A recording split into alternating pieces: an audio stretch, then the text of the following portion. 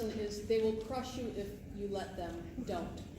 So my question to you is, what advice would you give women lawyers who really want to live that lesson? So first, every time one of you gets overwhelmed and stressed because you are indispensable, you are the only person who can fix this, you're the only person who can address this problem, you, from now on, should take a moment and realize that that's a bunch of baloney.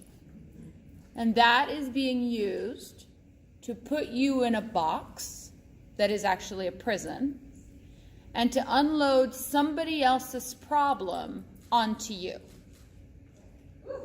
We live our lives as though we become indispensable. And what happened in my career is that I found myself always being indispensable to men for some reason. Women could figure it out, but men really needed me to finish that brief or do those edits or finish that project or work on this case. And there was this play on loyalty and guilt.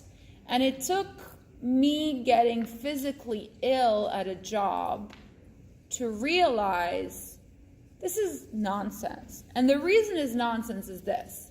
If you work for someone else, right?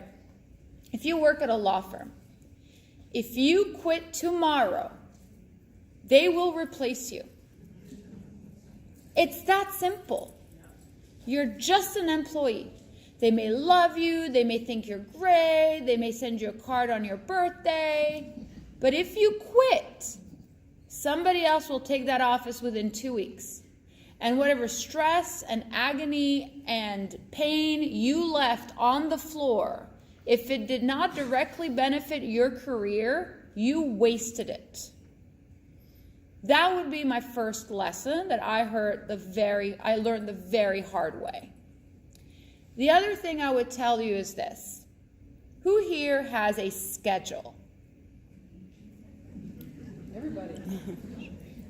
So let me ask you this. Is your schedule, when you explain it, I get into the office at this time, I leave at this time, I go home, I walk the dog or take care of the kids or hang out with my husband or boyfriend or girlfriend or wife or whoever it is that you hang out with, and then I do a couple more hours before bed and then I go to sleep, right? That's our schedule.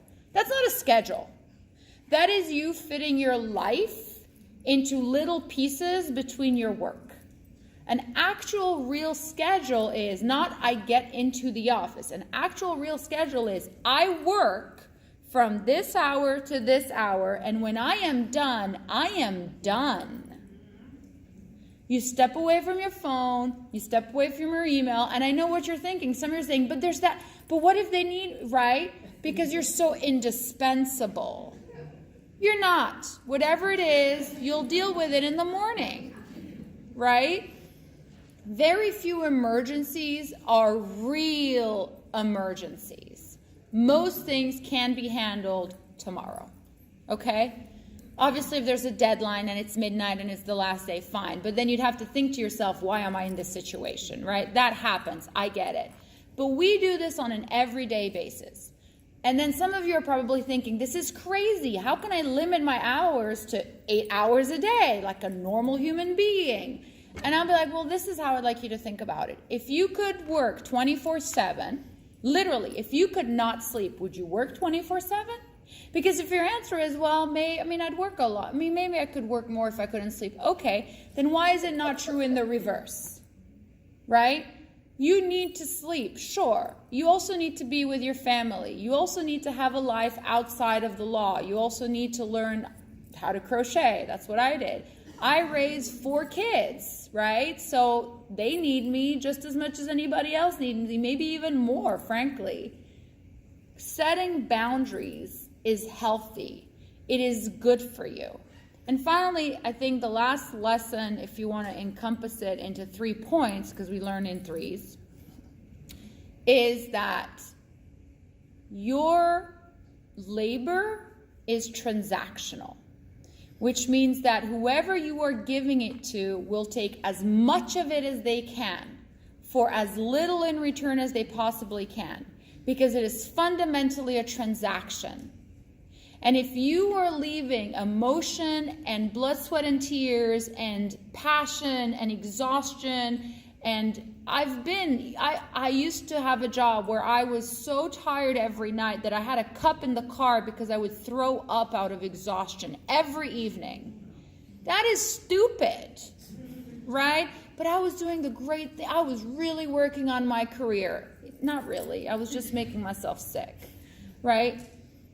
Think of it this way.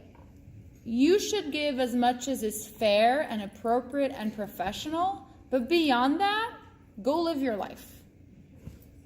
That's Good it. advice. Wow.